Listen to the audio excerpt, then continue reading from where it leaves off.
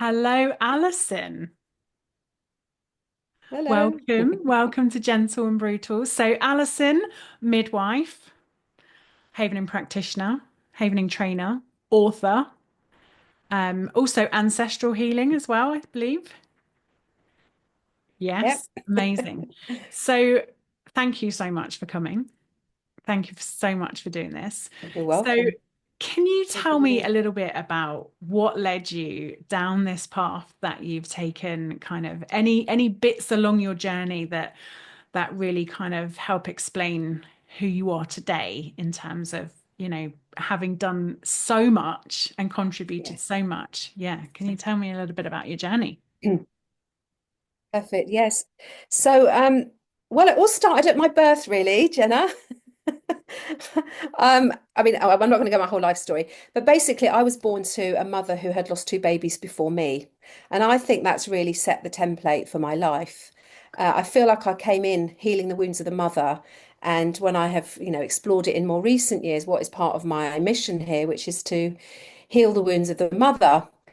Um, and, and I'm sure there'll be parts of it that will relate back to my birth. But I always came in feeling like I was a helper. Even as a small child, I would, knock on old ladies' doors and ask them if they needed me to buy cat food or do their shopping or walk their dog. Or so it was a kind of life. It was a life like that, really, of helping.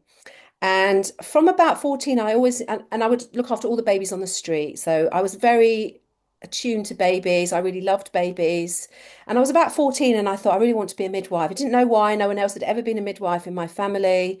And it was just always with me. And then I didn't do very well at school. So I didn't have the qualifications. I became a nanny and I was still really thinking I really do want to be a midwife. So I had to do some extra tests and everything. I had to do some extra GCSEs at night school to get in, and I was delighted when I got in. And of course, I thought I was doing midwifery because I loved babies, but actually, what you realise when you start midwifery is not a job you do because you love babies. You do it because you love women and mothers, and that was a huge shift in my understanding. So you began so you were Yeah. in midwifery and you realized that that is when you don't get into it for babies, you're into it for the mothers.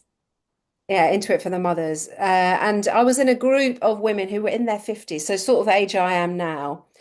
And it was quite challenging the midwifery training because they just went on and on about how awful it was for women. And I was young, I was like 24, had no idea really. And I thought they were all making a big I didn't stay that long in midwifery as we know it.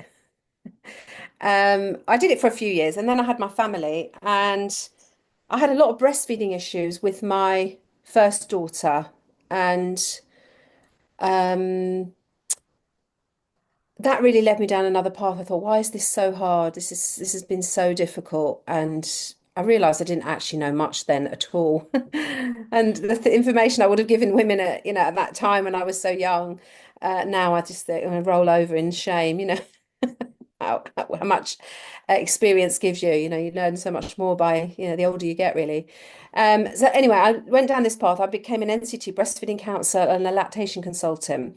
And really, a lot of the work in that. And then I worked around my children. I did some shift work, but I didn't work as a full-time midwife really after that because I always fitted it in around my children. And what I realized, I was obviously when you're doing breastfeeding support, you're listening to lots of stories, and lots of the stories were really traumatizing. Birth trauma stories.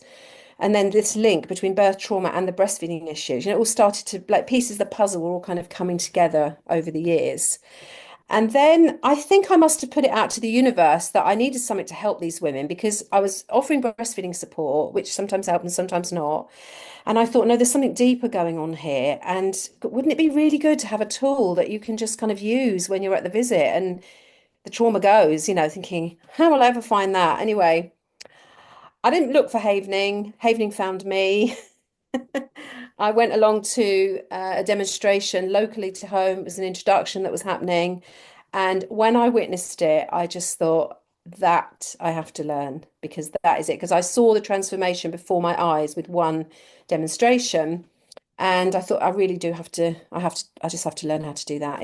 I just have to learn how to do that. That's going to be the thing. Because before that, I would just listen, acknowledge how they felt, and then refer to therapy if I felt that that's what they needed. Anyway, I then went a few days later, I joined the training and was blown away. I had a bit of a, what would you say, a bit of a, forgotten the term. But anyway, it wasn't the best evening. It left me feeling like I couldn't, something looking so simple, I couldn't even do it because the woman I was working with become very triggered, Okay. which meant that I became really triggered because I felt so shamed and like this looks so easy and how could it be that easy? You can't even do that, and all this kind of voice, this old voice about how stupid you are and all this kind of thing, and almost didn't come back on the second day. Gosh. But I did. I was convinced to come back by our dear This friend was your Louise. havening training, not your havening practice. This is your This was practitioner. to become a practitioner, yeah, because I'd Okay. seen how amazing it was. But honestly, it was a baptism of fire. I almost didn't come back the second day. I came back and I could see, I was in tears the whole time because I was really feeling what the people that were having the demonstration, could just feel the power, but Yeah. then feeling this sense of, yeah, but I couldn't even distract somebody. And it was partly that they were triggered by the distract, which we didn't know about, all of this stuff. Anyway, Yeah. um, and one of the things that was said on that day, it just happened to be that it was a day around childbirth and tocophobia, which is the fear of childbirth. It just, how the universe just lines up. It's like I was Oh really yeah. meant to be. There were several talks, and it was obviously all about that. So anyway, I was there for the 3 days of the integration day, the third day, and somebody said, her name is escaped me right now, but she said, well, if it doesn't work, what you can do is just take people back to their own in utero experience. Now, as a midwife, I was like, you Ding can ding do ding. what? Ding, ding, ding, ding. You can do what? You can take people back to your in utero experience. So I was fascinated, and I did actually have that experience myself, and the power was just amazing. And I actually use that a lot in my work.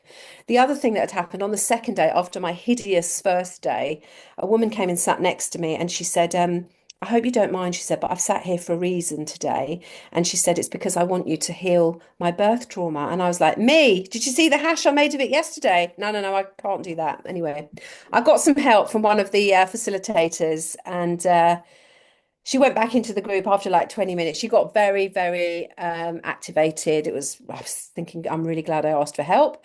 They helped me. And then we went back into the main group and she shared that she did have a birth trauma, but now she doesn't have it anymore.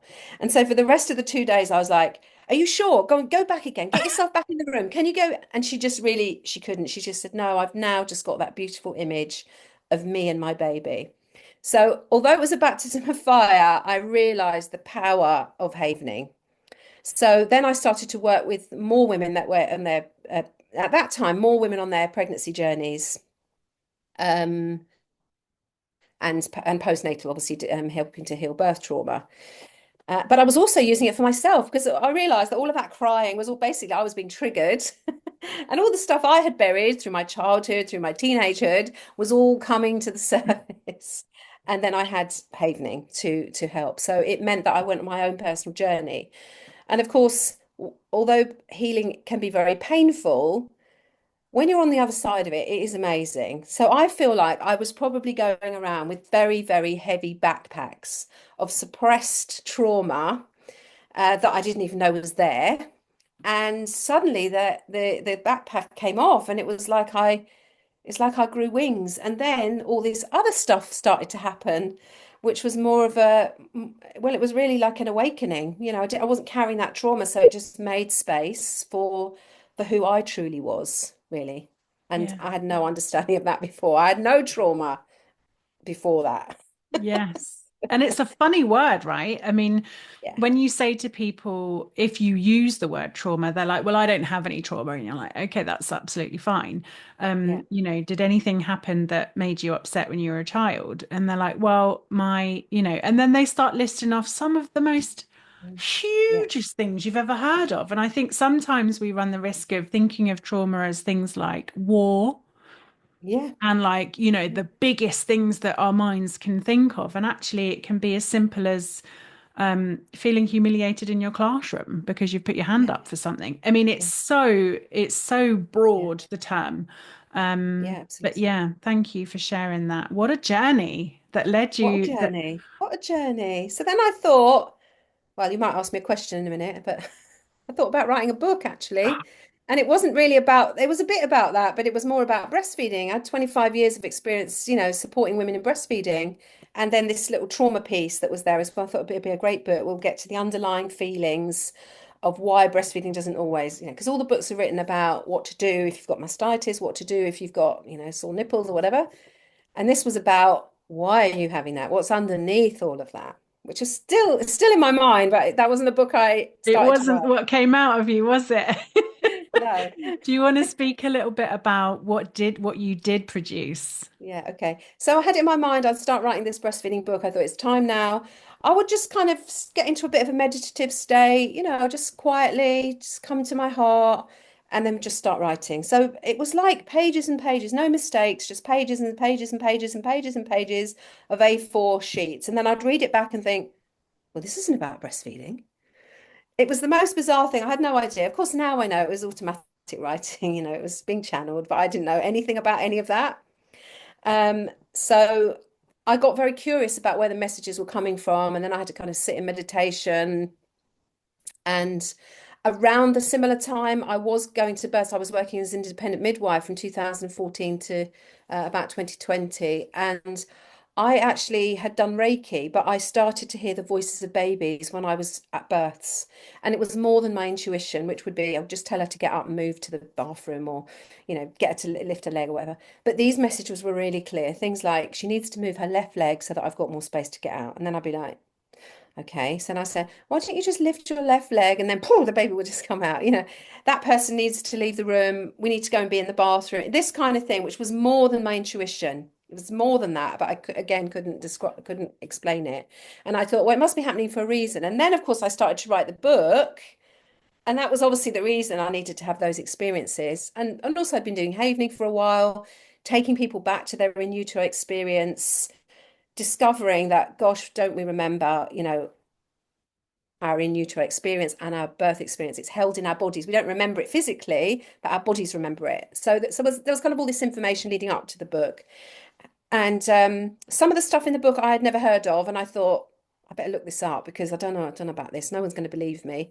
And then, of course, it was more of so what I'd say the book that was produced was basically a mix of science and spirituality, really, bringing the two together around pregnancy and birth particularly. And it was written, and I thought I can't possibly just put a book out which has got messages from spirit babies. Like, who are spirit babies? There was all this whole questioning thing going on, and people are going to think I'm mad. Yeah. And then I thought, I know what I'll do. I will look at some of this stuff and see if there's any research for any of it. And then to my surprise, there was this whole science, which was pre and perinatal psychology.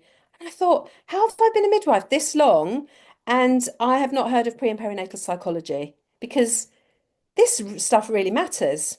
Anyway, so I was basing it all really on my experiences of taking people back to their in utero experience, thinking that, oh my goodness, this is amazing, and realizing there was a whole science that had been dedicated it for the 40 years before.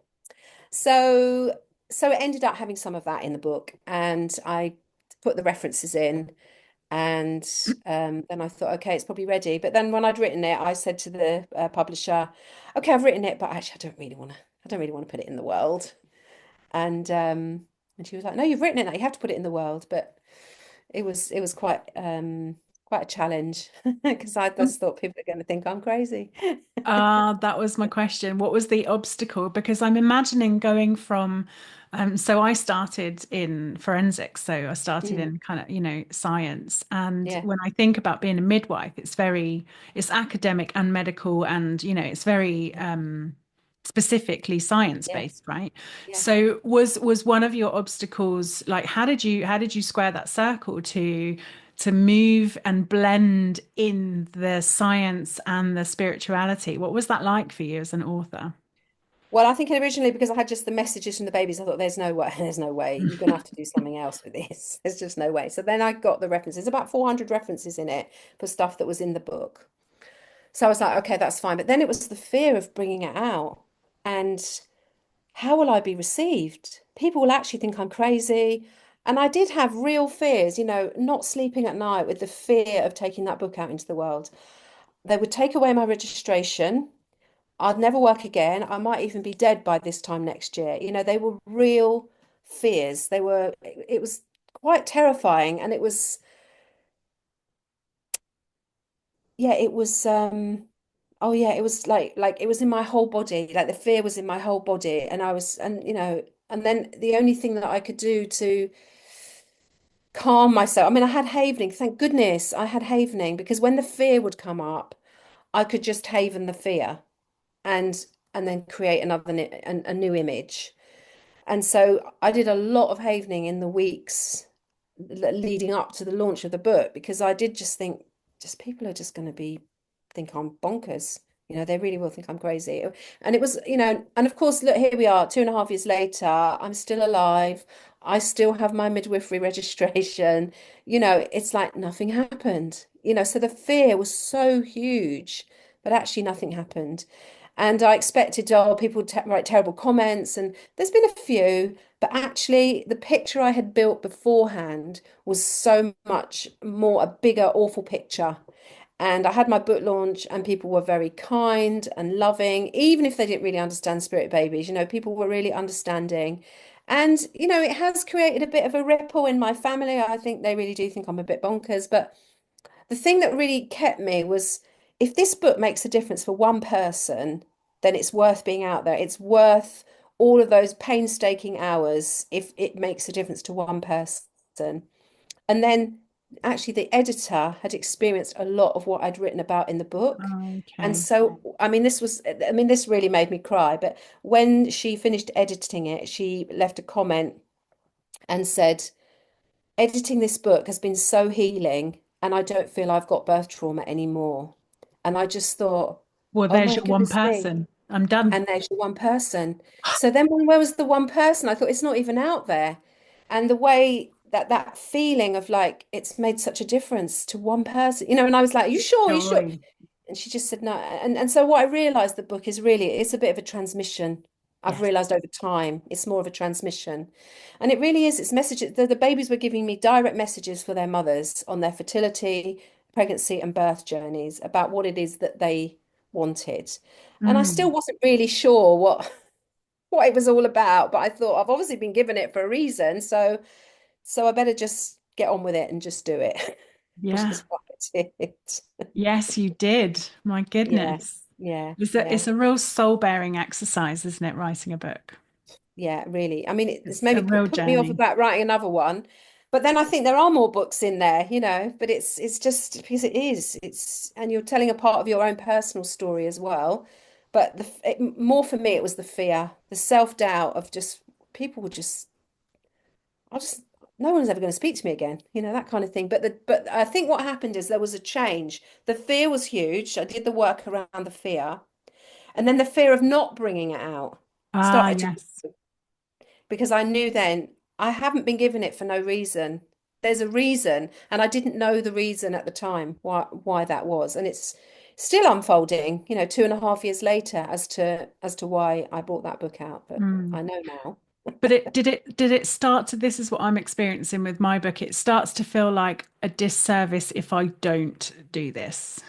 Yeah, I'm doing absolutely. it, I'm doing a disservice and I'm doing myself a disservice if I don't Yeah. finish this. Yeah. Yeah, absolutely. And then when you start to get people, people still email me, send messages on Instagram to say, I read your book, you changed my life. It made such a difference. I've come to terms with how everything was. I mean, that is priceless, and if you make it like, I mean, my goal was to make a difference to one woman, which I'd done before it was out there. And it's continued to do that, in Amazing. a way I could never have expected. The Mm, image of and the picture of what I had was it's never, no one's ever going to understand what you've written. no. But those that are ready for it, they are finding, peace from the book, Yeah, which is absolutely. what can't ask for more than that, really. No. Amazing. And it's a topic, motherhood, birth, labor, being pregnant, losing a baby, Mm. um, losing a pregnancy. These are topics, I think women's health in general is something that is vastly under-resourced generally across the board. what would you say, what would you say about where we need to go with our womanhood, I'm going to say, just to branch the whole thing, because it's everything from your body changing when you're tiny into beginning your periods, the decisions that you make about contraception because they are on you as a female, all the way through deciding to have children or not, if you then do, have a miscarriage or an abortion. All the way through the pregnancies, the labors, postpartum life, and then of course the other side of it, going into perimenopause and menopause and the changes that are there. Is there anything that, I mean, I just said a lot there, but is there anything in that I mean, obviously we know you're very passionate about the midwifery side of it Yeah. and lactation and these kinds of things. But generally, broader speaking, what would your message be? What needs to change? What would you see happen? Well, I think it's about bringing back some of the ancient ways in a modern culture. Oh, amazing. Tell me, tell me. And well, firstly, I feel like we have to go back to the beginning. And Okay. I think what the evidence is very clear that the way that we are conceived, the way that we're carried in utero, and the way that we're birthed sets a template for our lifetime. The evidence is very clear about that. And that is about how we act, how we behave, and how we feel in the world. All goes back to that. So that's my kind of key thing is like we've got to go back, we've got to heal birth, we've got to heal birth because the patterns are set for life. Until we change them, you're not stuck with them forever. No, We just got an opportunity to change, and that's the beauty of healing is that you have the opportunity. You don't have to heal it if you don't want to, but if you really do, there's always opportunities to heal.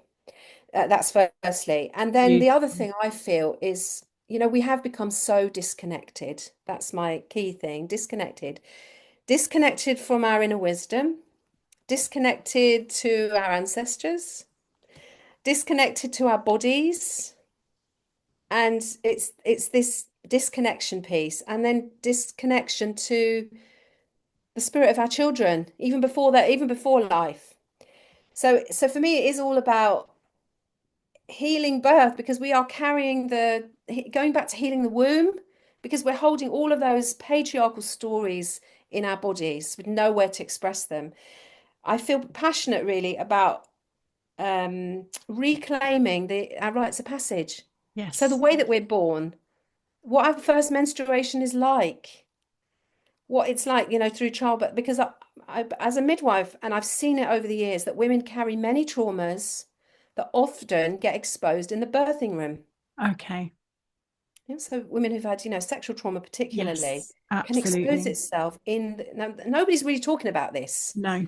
But as a midwife, that's what I often see. And if I'm brave enough to ask the women, I used to be terrified to ask the women Yeah, because no one's asking them that. They're asking all kinds of other questions because the sexual trauma can play out in birth. We're absolutely. And talking about the lactation. womb and the sexual organs. Yeah, all of it. All of it it's all connected, but we're not really talking about it. And I think it's the fear of triggering people. But people often, if they have the understanding, then that's what's more healing is the understanding. Oh, now I understand why that happened. Because I always felt, and when I learned Havening and I was using Havening for birth trauma, I thought, the birth trauma is actually the icing on the cake. There is so much underneath it that's not coming from the birth. It's showing itself in the birth. And somehow in our society, to have birth trauma is more acceptable than to talk about a sexual trauma you might have had when you were 13, for example. Yep. Um, so yeah, it's all kind of trauma based, I suppose. But Yeah. so yeah, I mean, it is reclaiming their rites of passage, and then like celebrating motherhood, not having baby showers, but celebrating motherhood. We have a Okay. celebration for the mother with her female friends and ancestors, and their mothers and grandmothers, holding the space for them as they walk the journey, like so millions of women have done before. And it's about bringing that sacred back to pregnancy and birth because that's the piece we've lost. It's become so medicalized, it's become pathologized. It's not the, normal body function. It's seeing it so much more now. And of course, this is not to rule out the fact that some women will need intervention. Some women will Absolutely. need, but not at the rates that we're seeing it No. currently. And you we know. know, don't we, from the science, if that's your, because sometimes we need the science to believe in it, but we know that as soon as we move from, for example, home into a hospital setting, that it changes the process of labor and stuff. So it's not just the more kind No. of what I would say the fluffier side, the more spiritual side of this. We know that this is not because it's a hospital. Yeah, exactly. It's where you Exactly. go when you're poorly, right? Yeah. In there's a lot of vibration around that as a hospital. So one of the things I was saying, if and when I can, I'm hoping it will be 2026, but it might be later. I'd like to set up a separate place in societies, maybe in counties, where people Mm, can go when they've had a miscarriage, yeah. because the amount of people that I've seen who have got in, who, they know that their baby has died, and Mm, or their pregnancy has ended, just depending on where they are and how they word it, obviously. And they're sitting in the waiting room in the hospital watching mummies with their babies and hearing women in labor, and it seems to be not that they don't work straight away on the fact that they had a miscarriage. They work on how they were treated and where they had to go and what they had to do because they had a miscarriage. And it's usually that setting that seems to be so massively triggering. If you are listening to this and you are feeling triggered, please do gently rub your hands together, maybe go and have a cup of tea, distract yourself, and come back to this if this is something that you want to do.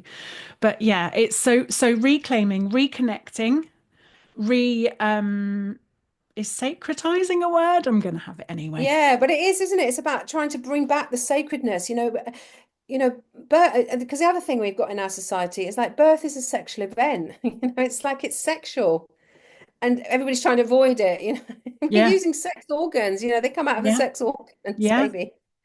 And it's just sometimes changing the language because some of the language is very negative, yeah, things like failure to progress or incompetent cervix. I mean, who wants that? Nobody yeah. wants that. I It's remember not, my and nan usually, saying yeah, she had an immature womb, that she kept getting told she had an immature womb, and she said she thinks that's why it took her three days to get her firstborn out. yeah. I mean, that's the thing. The language is so important. And if you keep on telling someone that, then they start to believe it. Yeah, Yeah. Women need to feel safe to give birth. yeah. And of course, in our culture, the safest place they say is the safest place is in hospital. But, it's often not like that. It doesn't feel safe and secure there because people are coming in and interrupting. If you think about birth as making love, if you've got many interruptions, people coming in to look for the keys, people asking, oh, is so and so in here? It's just like it's not going to happen. It's that flow of oxytocin and all those feel-good hormones that we need for birthing. And when they're not Mm, there, which very often they're not in hospital, it's not conducive to feeling safe, which is the key thing about birthing is to you have to feel safe. And feel your safe. nervous system has to feel it. Like not just you saying, oh, I feel safe. Does your nervous system feel safe? Because if your nervous system doesn't feel safe, you cannot produce the hormones for birthing. You're more Mm. likely to produce cortisol and adrenaline, which are the stress hormones. And they're going to So slow therefore, everything down. yeah, exactly. Yeah, exactly. So yeah, much to change, Jenna. Much to change. And you're right, the words that we use. And you mentioned briefly there about sexualization. I remember one lady was like, I can't possibly breastfeed. My breasts are, my husband's sexual pleasure, and everything about my breasts are to do with, Yeah, sex. And I can't put my sex object, my, part of my yeah, body that's for sex into my baby's mouth. That's disgusting. And I yeah, was like, okay, yeah, what would you like to do with that? Like, do you want to keep that? Do you want to transform that into something else? And, it's the words that we use and the words that we take on and take in are so mm, important. So yeah. give me some of the words that you would use instead. So you gave me three examples. You said incompetent cervix. What would you have instead? Oh gosh. Um, I've had words for these before and I've got complete blank now. That's all right, because I can add them I can add them in, we can do a post on Oh, them. But can't think. it's a great question, isn't it? To start to think about Yeah, what are the types of words that would serve us rather than yeah, hinder us in yeah. our. Yeah. I mean, I'm thinking of the word like the word contraction. We all use the word contraction, but what about expansion? Oh, well, that So sounds expanding, much because that's what you're doing is yes. expanding, expanding. Call them expansions, not contractions. Oh my You know, goodness. failure to progress is not failure to progress. That's the failure of the medical system to provide a safe environment. I'm not sure about the cervix one. I don't think about that one, but Yeah, there's just a few examples of just beautiful. changing the wording. That is, I mean, contractions is a big one, isn't it? Because you're expanding actually. You have to expand Yes. to get the baby out, not Yes. contract. Yes. We're waiting Yeah. for that dilation of the cervix. And Yeah. yes, yeah, Yeah. it makes perfect sense. They're quite and I'm not moving into blame or anything, but they're quite masculine words, aren't they, Yeah. to describe something that so I think there is a huge space here for us to have a reframe of some of these terms. I think this is a really beautiful place to start. Absolutely. Yeah. I remember one lady came to me and she said, "Can I work?" And this is going to be a question in a second for you. Can you work with me when I'm pregnant? And I said, I can work very gently with you and I can give you some really amazing tips, but we're not going to be doing anything activating. And she said, well, it's actually going to really affect my labor. And I said, in that case, in the last trimester, I think I'm right in saying this, and you'll correct me Mm, if I'm mm. wrong. In the last trimester, we can have a look at having, you know, excuse me, some resolution for that. Can I ask do you know what specifically it is? And she said, all of my midwife and my doctor keep telling me that my hips are too narrow for me to get my baby out naturally. And I'm Mm. like, Happens all the time, Jenna. Your baby's too big, your baby's too small, your pelvis is too big, your pelvis is too small, your legs are too short, all the time, all the time. If you I was don't take your told baby out, your I baby's was going to told die. my baby's too big. Yep. Yeah. Yeah.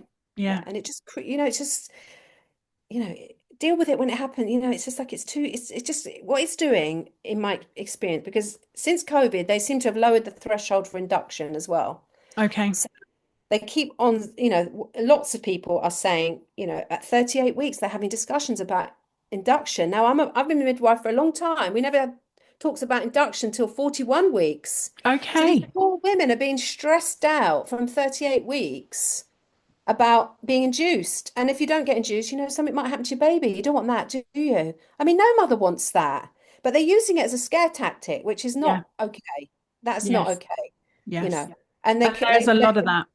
there's a lot of that. And then they quote these statistics that if you go past 41 weeks, whatever, your baby's 50% more chance of dying. It's not. It goes from 1 in 1,000 to 2 in 1,000. That's not 50%. So No. they're not even giving the right information. But when you say that to a parent, you've got a 50% chance your baby's going to die. What 50% you're going to take? So, it's incorrect information. It's, 1 in 1,000 to 2 in 1,000. For me, that's a risk worth taking, you know? But, and that's the problem. There's so much coercion, which is why we're in the state we're in. And Yeah. so part of my role, I feel, is if I can really help women to trust their intuition, like, is it your true no or your true yes?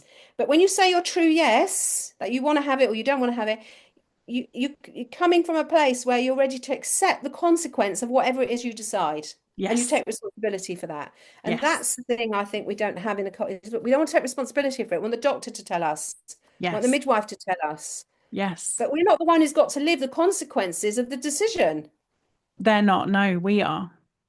Exactly. Exactly. Absolutely. Yeah. Exactly. So So, that's so more connection, more responsibility, and a reframe for some of the very unhelpful phrases and words that we use yeah, in yeah, motherhood. absolutely. Yeah, beautiful. Oh my God, this is so helpful. Yeah. Okay. And in your experience working with people who are suffering, would you say that some of the deepest roots of suffering might come from birth? I didn't know myself until I'd kind of processed and havened my own birth that I was afraid to come out because my father was extraordinarily aggressive. And I knew that in the womb. And I was like, I don't want to come out. And Yeah. subsequently, I was like, Mum, how was my birth? She said, oh, of all my five children, you just was like, nope, not coming out, not helping me, and you were the toughest pregnancy, the toughest labor. And it's like, gosh, that's interesting, isn't it? That I'm being Yeah. told in my session that I didn't want to come out, and my mum's just now telling me that actually I Yeah. was the toughest pregnancy. I mean, Yeah. Obviously, as I said before, I take people back to their in utero experience, and this is the kind of things that you see, and what you realize is that those small babies, they take on the emotions of the mother.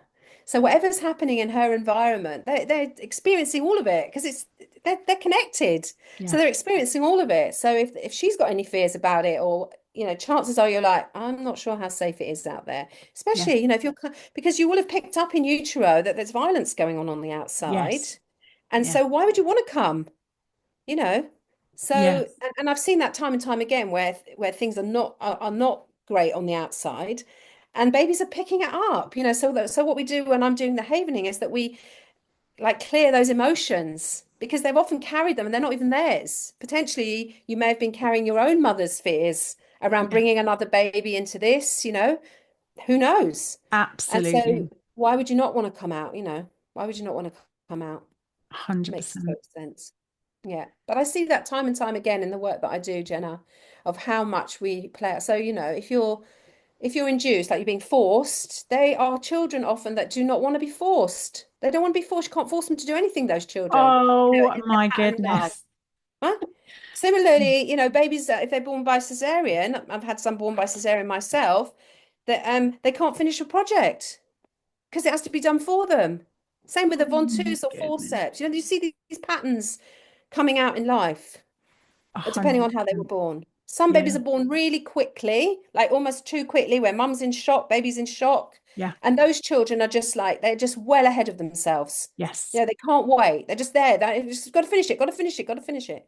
yeah, So our pattern is set from the yeah. very beginning. And Gosh. this is like it's not really out there. And people are afraid to have these conversations about that because we don't want people to feel guilty. We do the best we can with the situations we have and the knowledge and skills we've got at the time. But if we don't acknowledge it, how can we ever heal any of it? No. And And it you're isn't right. about blaming. Yeah. No, it isn't about blaming, but you're right. We are scared to say, that we take on that our babies can pick up in utero things that we're going through, because then we don't want to say that to mothers because we're like, well, we don't want you to feel bad or feel guilty, but we can heal feeling bad and feeling guilty, Yeah. calm your nervous system down so that you are having, rather than just avoiding it because it's uncomfortable. So maybe we have to have a few more of these conversations and really start to get this message out as much as we possibly can. I mean, I had a million penny drop moments as I've got a huge family, and I remember even one my sister-in-law. It was 11:30. We were stood in her kitchen. She went, "I've gone into labour," and I was like, "Okay." That was 11:30. 1:45 in the afternoon, she was home with her baby. She was, and Wow, that's the way to do it. he is 100 miles and he's da, da, da, da, da. He's like, Yeah. brrr, and you're like, gosh, yeah, he was like, okay, it's time. She went to the hospital, she delivered him, she took him home, and I mean, it was her third baby, but yeah, and yeah, Yeah. having been induced with my pregnancy, and yeah, you cannot make that guy do anything he doesn't want to do. Anything he doesn't want to do. He wasn't ready to come out and he was forced, and now he's just like slammed on the brakes in any Yeah. way, anything he doesn't want to do. So loads of penny drop moments for me personally. Wow. Man, we have to keep talking about this, don't we? Yeah, absolutely. I mean, it's hard because you don't want people to feel guilty, but if we don't bring awareness to it, we can't heal it. And it's Yeah, never, ever about blame.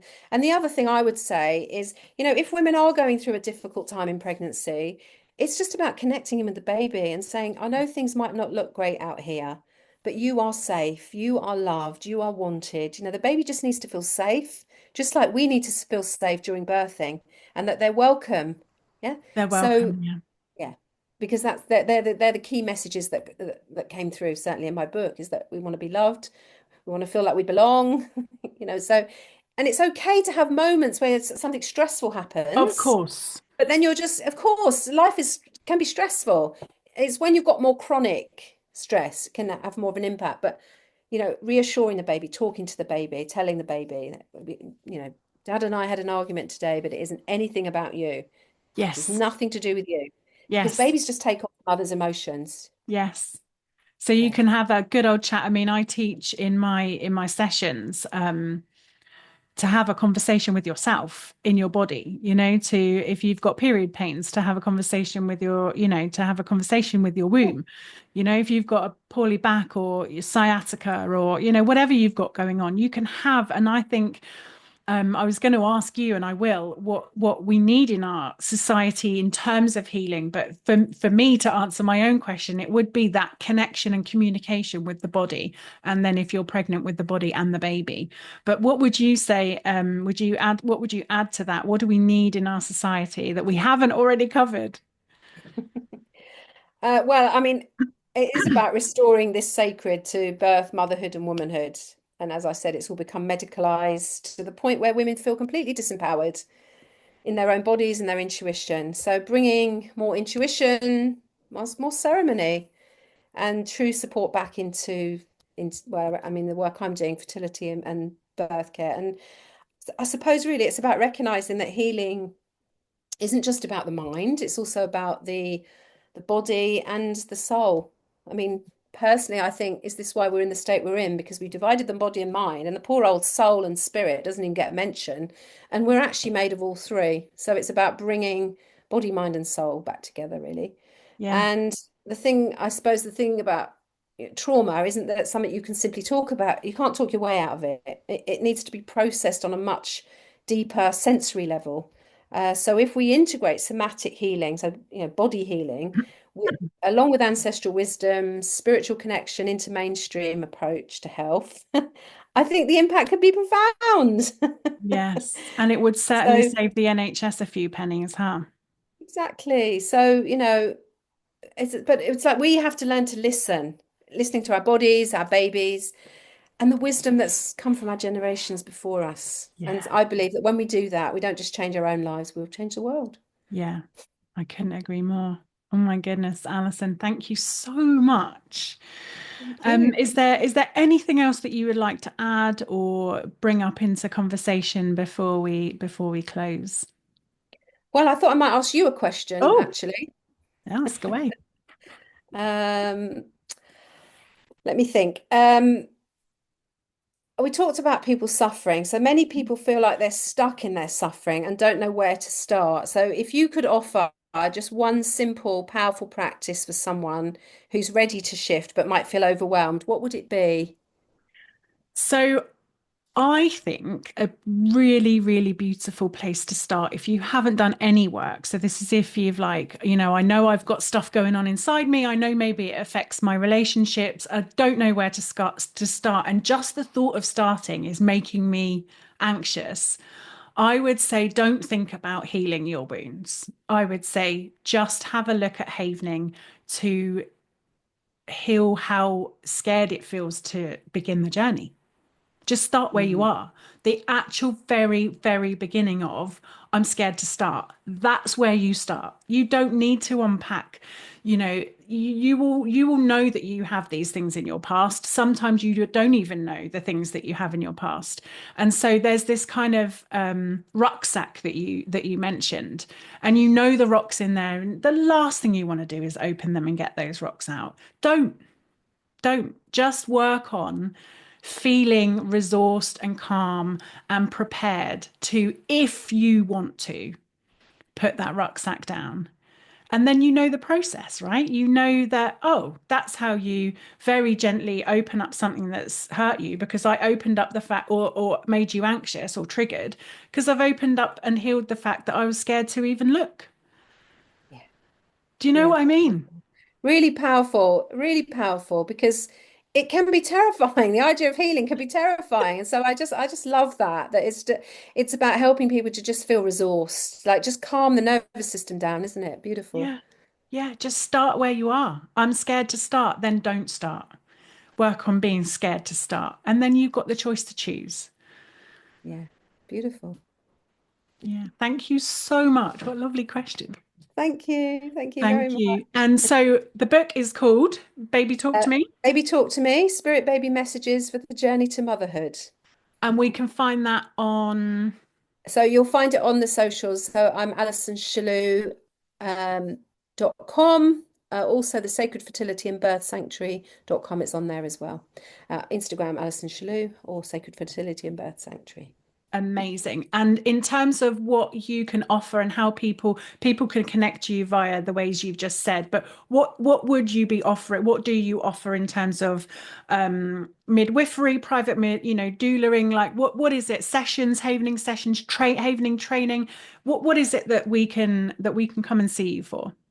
So obviously I'm working with women on their fertility journey, but since the babies, I've been more focused on women on their fertility journey because there's often layers of emotional stuff. Individual havening sessions. I do have a fertility alignment program, which is basically about looking at your own birth, doing some ancestral healing to clear the way for these new souls that are coming in because they don't want to carry the stuff we've carried. So they're asking us to do the healing. So that's included in it. Things like if there has been any birth trauma or miscarriage, just healing any of those experiences and healing any blocks using havening. That's a tool that I use to as to why you might not be getting pregnant, because sometimes it's not a physical reason, it's just that there's an emotional reason, or sometimes it's even ancestral. If there's been a death in childbirth, for example, it's like it's too scary to have a baby. I mean, that's just one of the things that often comes up with people. So it's a range of things. Obviously, I do breastfeeding and lactation as well. But with regards to havening, I do havening training if anyone is interested to learn about how to use this during their fertility. If you're a healthcare professional listening and you want to find ways to support women during the antenatal, postnatal, and birthing period, then I'm here, and also through fertility as well because stuff comes up. So It it's all really there on does. the website. Amazing. Thank you so much. So the website once again is It's www.alisonshaloe.com, and also the Sacred Fertility and Birth Sanctuary.com. wonderful. Alison, you've been amazing. Thank you so much. And I really hope that we can have more conversations like this in the future and really start to hopefully see some changes. That would be nice, wouldn't it? Wonderful. Thank you so much, Jenna. Thank Thank you, you. sweetheart. Thank you so much.